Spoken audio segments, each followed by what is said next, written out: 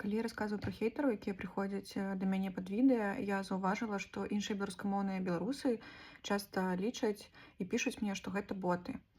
Але ведаеце, канешне, безумоўна, боты працуюць моцна і сапраўды пакідаюць каментары зневажлівыя і гэтак далей, але мне здаецца, што вельмі важна разумець, што не ўсе беларусы святыя, не ўсе беларусы нейкія добрыя, зразумелыя, якія заўсёды дапамогуць, якія ўсё асэнсоўваюць так, як мае быць.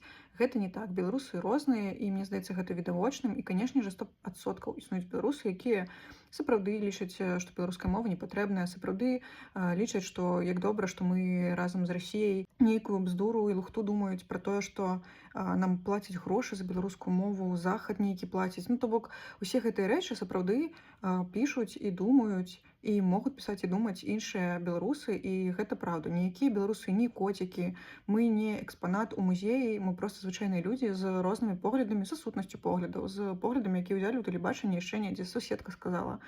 І гэта нармальна на самой справе. Гэта, канешне, не вельмі прыемна, але гэта нармальна. Гэта таксама паказвае, што мы жывы, сапраўдны народ, які можа быць розным.